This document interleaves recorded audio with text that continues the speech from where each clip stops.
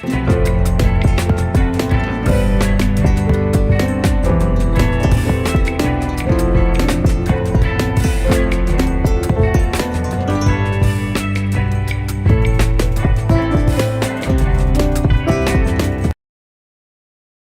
will hear a science student inquiring about English courses at a university language centre. You now have 30 seconds to read questions 1 to 7.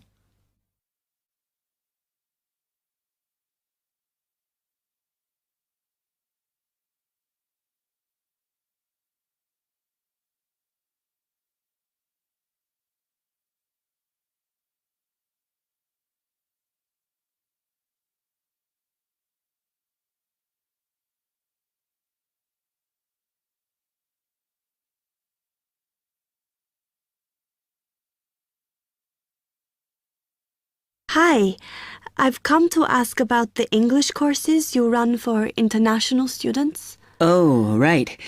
I assume you're a student at the university. Yes, I've just started. Okay. Well, we've got a range of courses. It depends what you think you need and how much. Oh.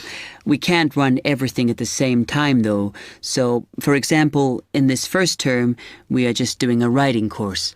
I see. That sounds quite useful. What else is there? Some of the courses only run for single terms, and we tend to focus on what students have difficulty with.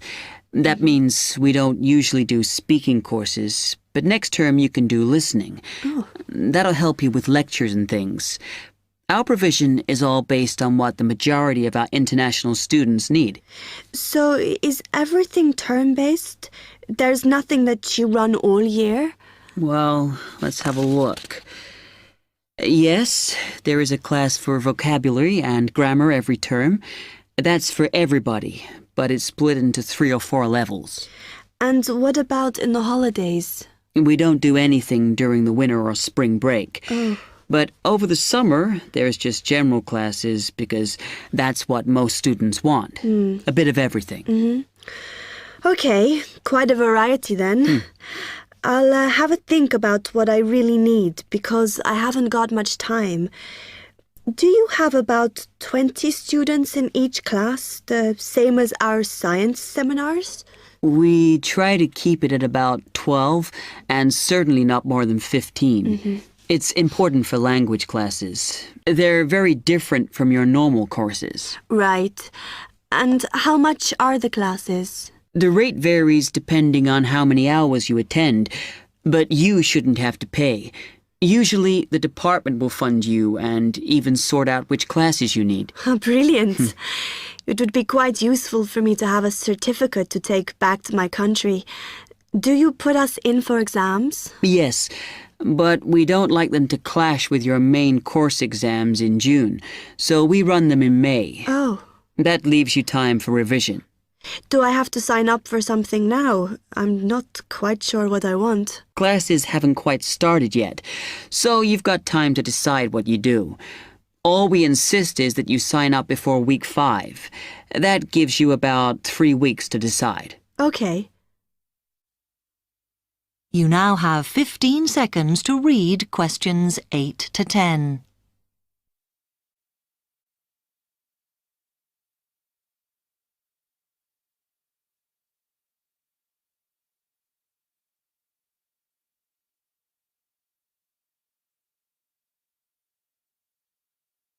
Then, when you've made up your mind, you need to come back here to the administration office to enroll. What do I need to bring with me when I enroll? My identity card, I guess. Yes, or your passport. Then you'll be given a registration form, which you'll have to show to the teacher when you have your first class. Okay. And should I ask my tutor about which classes I should do then? Yes. Then you get a note from him and give that to the desk when you register. Can I use the computers here as well? Yes. You'll be given a password when you go to your first class. So remember to bring a disk with you to save your work on, as you won't be allowed to save it on the hard drive. Okay. Will I need anything else? Dictionary? We've got loads of those here that you can borrow. But you'll need a notebook as we don't provide paper or files. Okay, thanks.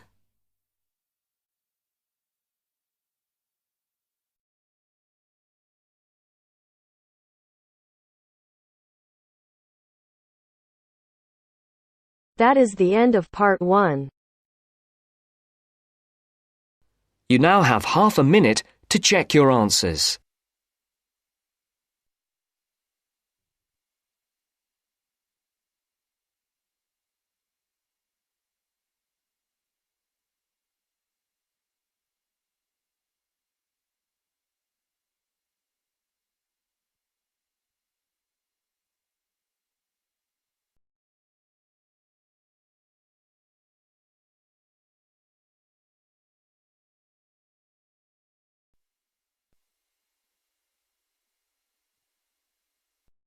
Now turns to part 2.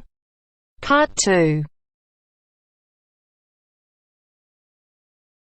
You will hear an introductory speech to students at a summer school.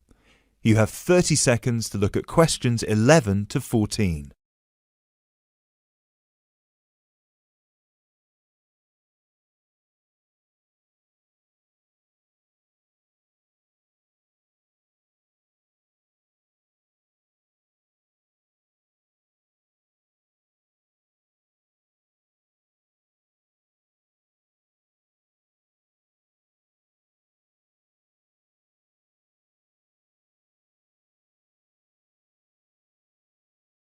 Good morning, everyone, and welcome to Climb Summer School.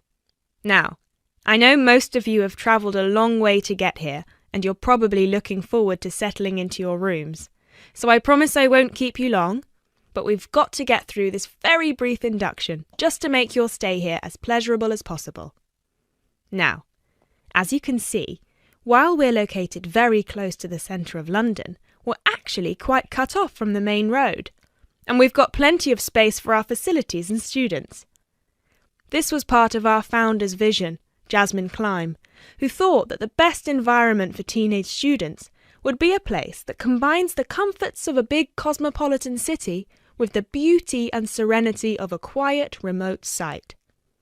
Now, back in 1983, when our school was founded, this all here was an abandoned warehouse, and the classes were held in the main building that you can see over there. There were no trees, no conifers surrounding the property. There wasn't even a main gate. It took years and a great deal of effort to get our school to where it is today. And I'm sure that if you take a look at page 34 in your brochures, where you can find a picture of what the school used to look like back then, you'll agree that the changes we've made are more than impressive. But it's not just the facilities that make Climb Summer School special, obviously, and I'm certain you already know this. Over the following 10 weeks, you'll receive an assortment of classes on a variety of topics, ranging from language, literature and poetry to creative writing, communication and project management. All of these modules have been designed to improve your chances of getting a place in the universities of your choice, while also giving you the opportunity to learn, excel, and of course, also socialise with people from all over the world. I can tell you, just among the 30 of you, we've got about 21 different nationalities. So what happens now? First of all, I'll be handing out a map of the premises for you to have a look at, and explaining where everything is. Once we're done here, you'll all be taken to your rooms where you can unpack and relax for a couple of hours. And later on, we'll be having our first activity of the day, a mix and match lunch in the main hall, where you'll have the chance to meet your new classmates. Later on in the afternoon, we'll be handing out your first project assignments and splitting you into teams. And tonight we'll be having our very first film night, starting with an early 20th century special.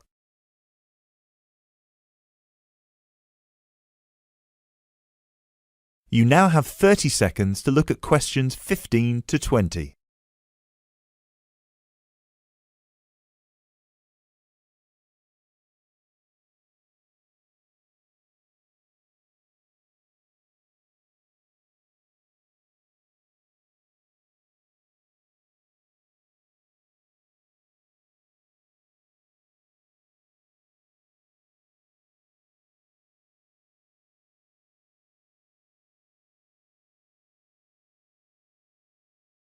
So, let's get on with a map.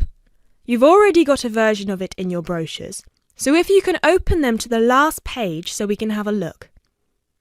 Very well. As I showed you before, the actual school is right over there in the middle. That's where you'll be having most of your classes. Adjacent to it, you'll find the main hall, which is where we'll be hosting most events, such as today's lunch. On the left from the main building, you'll find a smaller building, which is where the accommodation and welfare offices are located. This is labelled as the garden office at the front, and it's easy to spot because it has a green door. Each of you is assigned to a different residence hall. We've got 3 residence halls in total, 1 on the left and 2 on the right. The one right next to the garden office is Ursula Hall, named after our founder's sister, while the other 2 are Peter Hall and William Hall. Now, as you can see, there are 3 more buildings to the left of the semicircle here, and 1 more building on the right-hand side, next to William Hall. So that one, which is shaped a bit like a dome, is the pavilion. This is where all your letters will be delivered, and in the basement floor you'll also find a laundrette. Please make sure you've got plenty of £1 coins, as you'll need one for the washing machine and another for the dryer. And that row of buildings on the left, the one closest to us here at the gate, is the canteen, where you'll be able to buy snacks as well as breakfast, lunch and dinner, on days when we don't have an event with food provided. The next one is the gym, which is open from 7 a.m. to 8 p.m. from Monday to Friday, and until 10 p.m. at the weekend. And the last building, right over there, is the study centre, where you'll find plenty of computers and books, as well as a great selection of DVDs and magazines that you can borrow with only a small refundable deposit of £5. Now, please remember to keep your student card with you at all times, as you'll need it to access most of these facilities. That is the end of part 2. You now have half a minute to check your answers.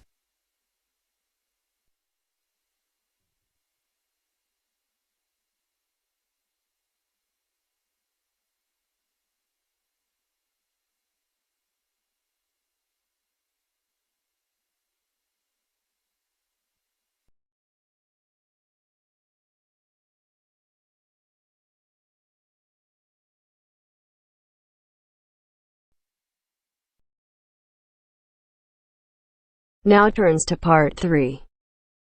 Part 3.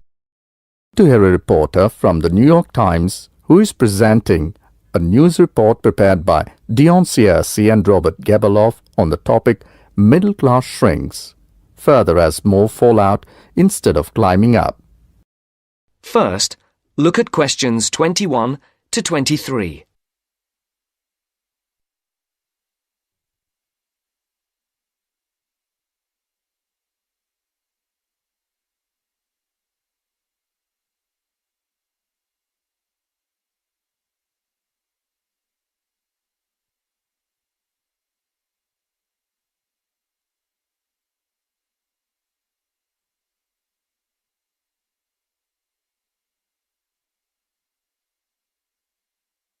As you listen, answer the questions.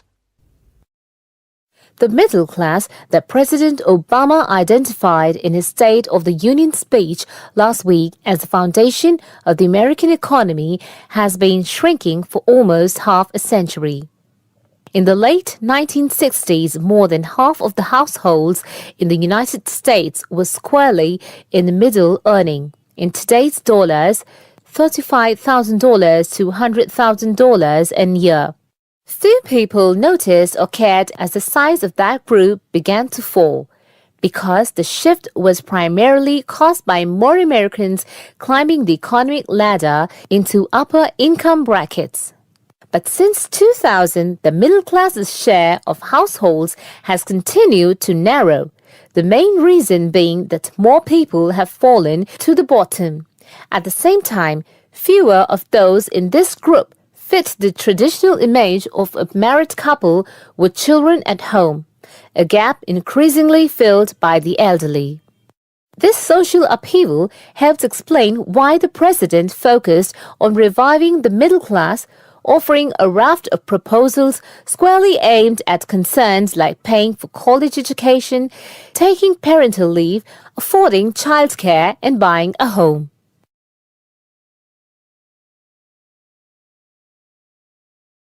Before the conversation continues, look at questions 24 to 30.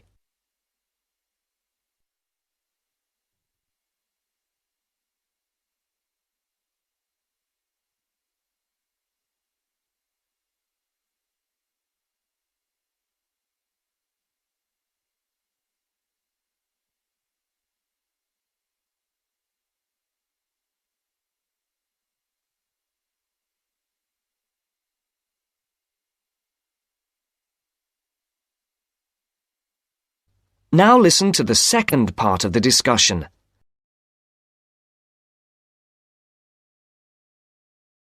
Mr. Obama told Congress and the public, "Still, regardless of their income, most Americans are identified as middle class.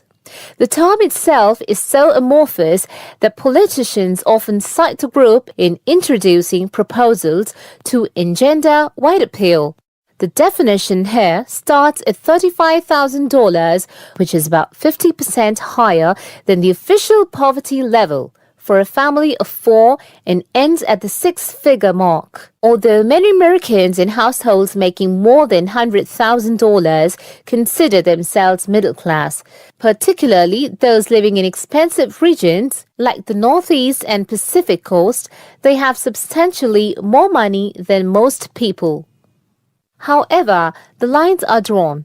It is clear that millions are struggling to hang on to accoutrement that most experts consider essential to a middle-class life.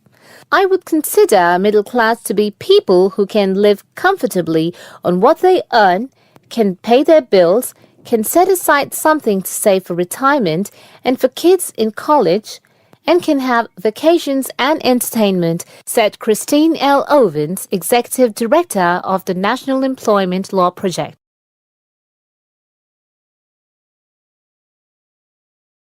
That is the end of part 3. You now have half a minute to check your answers.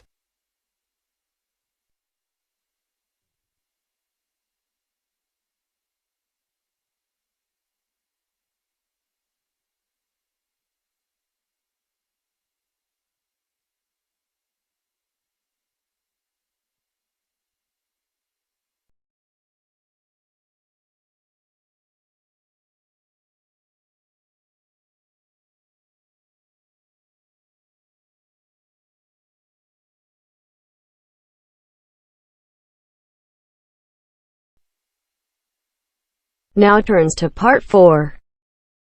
Part 4. You will hear a lecture about English language. You have 30 seconds to look at questions 31 to 37.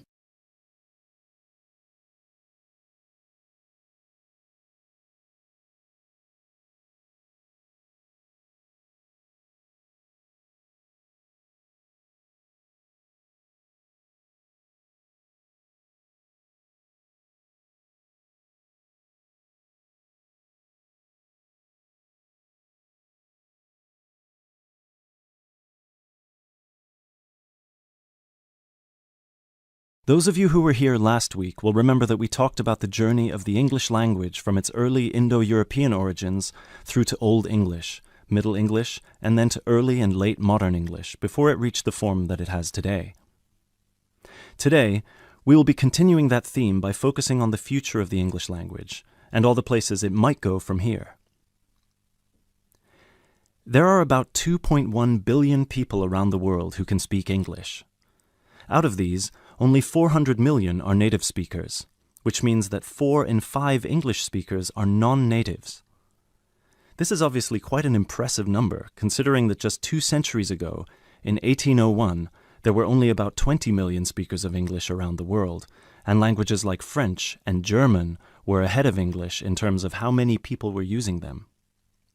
But what does it mean?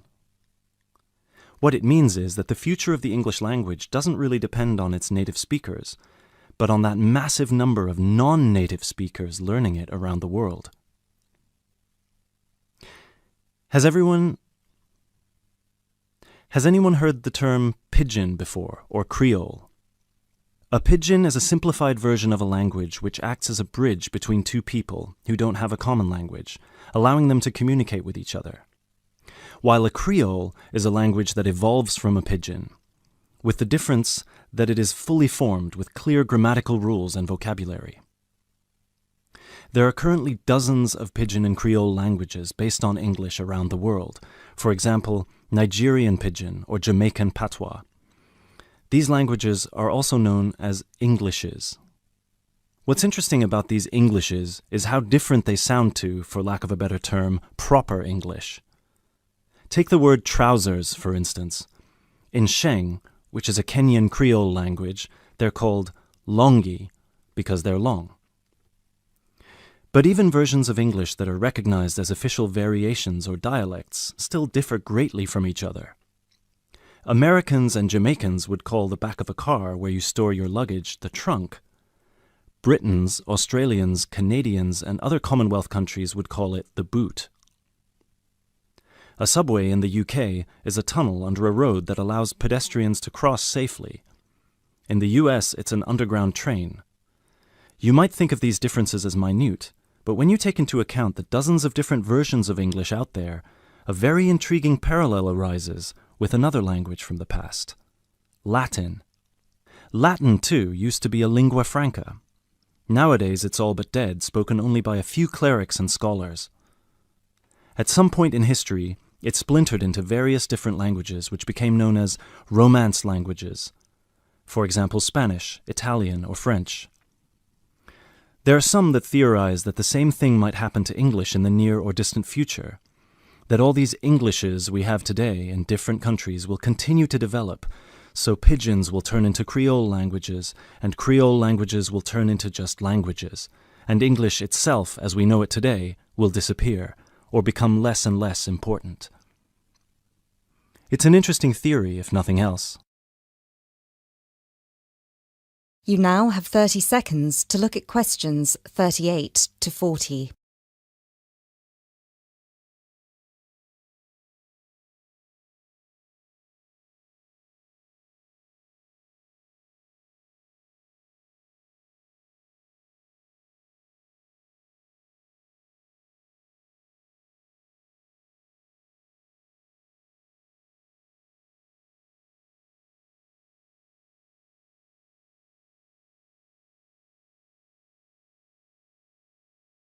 It makes sense that as English grows in popularity, countries, especially those with a strong sense of identity and tradition, will develop their own versions of the language, marked by the idiosyncrasies of their culture. Just think of the contribution of dialects such as Jamaican or South African English. In the past 50 years alone, they've added about 25,000 words to the English language. Most of these related to a local context that wouldn't have existed in English before the spread of colonialism. In terms of numbers, just those are enough for a brand new language. There are some flaws to this theory too, however. While it's true that Latin and English have a lot of similarities in terms of how they developed, or have developed throughout history, there is one big difference. We currently live in an era of globalization. Today, you can be in India and stream an American film or TV series in seconds. You can be in Nigeria and listen to British music. You can be in Brazil and read a novel from an Australian author. Just a few centuries ago, this was unthinkable. So what's the other way that English could go? According to some experts, there's the possibility that it could maintain its status as the world's global language, but with a few differences. Already today, most conversations in English occur between non-native speakers. While many of these might be fluent, the majority probably only have an intermediate understanding of the language, devoid of the nuances, colloquialisms, and complex collocations that native speakers employ in their interactions. This means that over time, English could turn into some sort of world speak, the official lingua franca for the entire world, but in a simplified form. Some scholars have even started trying to develop that version of English by selecting the most useful words in the English vocabulary for non-native speakers to learn. Robert McCrum has compiled a comprehensive list of 1,500 words, for example, a version of English that he calls Globish. And what about traditional native speaker English? It might continue to exist, but lose its popularity, as the previous theory suggests. There are many more theories about the future of the English language, of course. I've only focused on the two main ones because they clearly demonstrate our uncertainty when it comes to how this beautiful language will develop.